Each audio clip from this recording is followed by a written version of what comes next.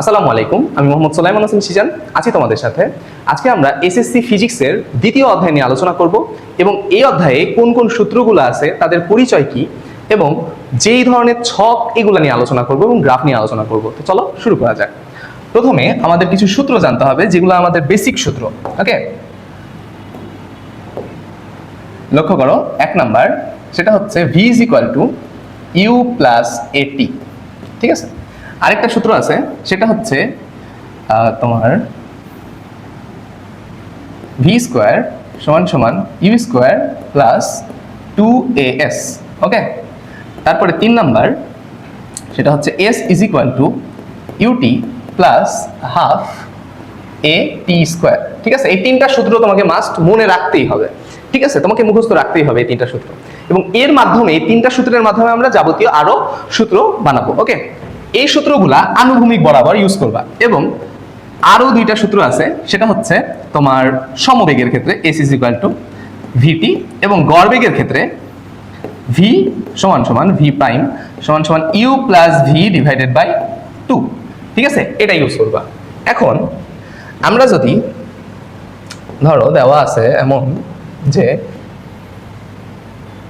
এমন দেওয়া আছে, আমরা ইউজ করলাম যে ওকে, ধরো যদি আমরা উলম্ব বরাবর ইউজ করি, অর্থাৎ ওপর থেকে নিচের দিকে, অর্থাৎ পড়ন্ত কোনো বস্তুর ক্ষেত্রে, ঠিক আছে, ওপর থেকে নিচে আমরা ফেলে দিলাম উলম্ব বরাবর। ঠিক আছে, উলম্ব বরাবর, তখন আমাদের এই সূত্রগুলার যেখানে যেখানে ত্বরণ আছে সেখানে সেখানে আমরা অভিকর্ষ ত্বরণ ইউজ করব, আর যেখানে যেখানে সরণ আছে সেখানে সেখানে এইচ ইউজ করব, অর্থাৎ উচ্চতা ইউজ করব। এদের পরিচয়গুলো আমি একটু লিখে দিই, তোমরা সবাই লিখে ফেলো। সেটা হচ্ছে এ সমান সমান ত্বরণ, এ সমান সমান কি ত্বরণ, এর একক কি মিটার পার সেকেন্ড স্কয়ার। ঠিক আছে, তারপরে ভি সমান সমান শেষ বেগ, শেষ বেগ। ঠিক আছে, এর একক কি মিটার পার সেকেন্ড। ইউ সমান সমান কি আদি বেগ, একক কি মিটার পার সেকেন্ড। এস সমান সমান কি সরণ, এস সমান সমান সরণ, এর একক কি মিটার, এর একক মিটার। ওকে, একটু বেশি হয়ে গেছে, এর একক হচ্ছে মিটার। ওকে, আর টি ফর টাইম বা সময়, এটা তোমরা সব সময় সেকেন্ডে রাখবা। ঠিক আছে, এটা হচ্ছে সময়। আর কি জানা লাগবে এখান থেকে, এটা গড়বেগ, এটা সরণ, অতিক্রান্ত দূরত্বও বলতে পারো। এখন আমরা জাস্ট এখানে চেঞ্জ করব। দেখো 1 নাম্বারের ক্ষেত্রে আমরা যে চেঞ্জটা করব, ভি যা আছে তাই, ভি সমান সমান ইউ প্লাস জিটি। ঠিক আছে, যদি অভিকর্ষ ত্বরণ থাকে, অর্থাৎ ওপর থেকে কোনো বস্তুকে আমরা নিচে ফেলে দিচ্ছি। 2 নাম্বার কি হয়ে যাবে, 2 নাম্বার হয়ে যাবে ভি স্কয়ার সমান সমান ইউ স্কয়ার প্লাস 2gh। ঠিক আছে, এটা হয়ে যাবে। 3 নাম্বার কি হয়ে যাবে, 3 নাম্বার হয়ে যাবে h সমান সমান ut plus half gt square, half gt square.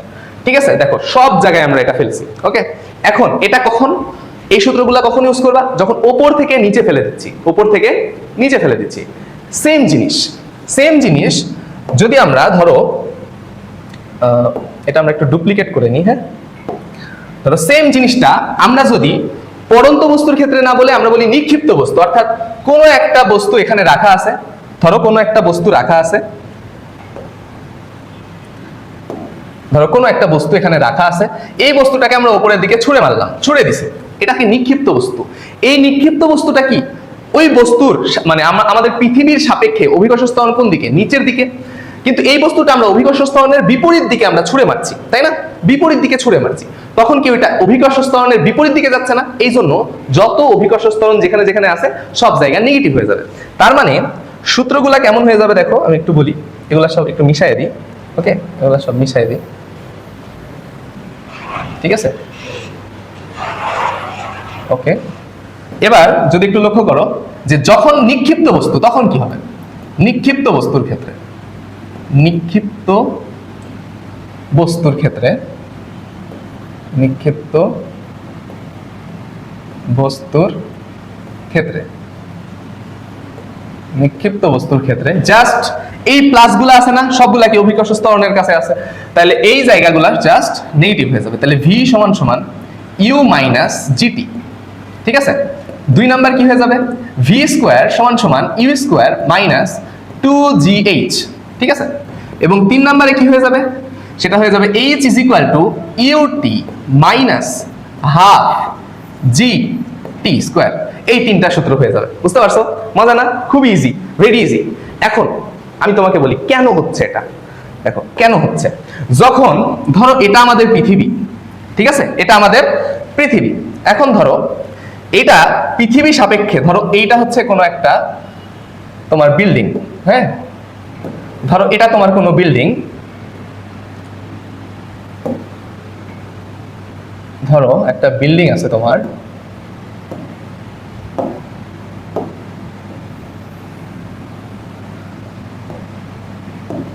ধরো এরকম একটা বিল্ডিং আছে, এই বিল্ডিং এর উপরে, ওকে, এই বিল্ডিং এর উপর থেকে এই বস্তুটাকে তুমি নিচে ফেলে দিছো, এই বস্তুটাকে তুমি কি করছো বিল্ডিং এর উপর থেকে নিচে ফেলে দিছো, এবং এই বস্তুটা যেহেতু নিচে পড়ছে তাহলে অভিকর্ষ ত্বরণের যে দিক এটাও কি নিচের দিকে কাজ করছে, ঠিক আছে, নিচের দিকে কাজ করছে।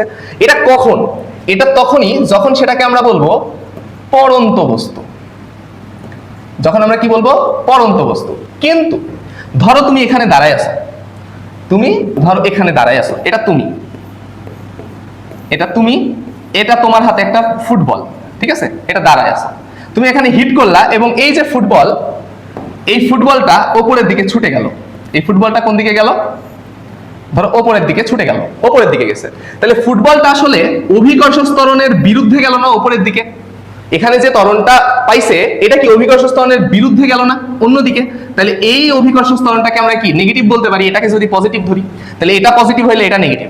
আশা করছি বুঝতে পারছো। এই জন্য পড়ন্ত বস্তুর ক্ষেত্রে আমরা জি কে পজিটিভ ধরেছি এবং নিক্ষিপ্ত বস্তুর ক্ষেত্রে আমরা জি কে নেগেটিভ ধরেছি, বুঝতে পারছো আমার কথা? যেমন এখান থেকে এখানে ধরো একটা ছক আছে,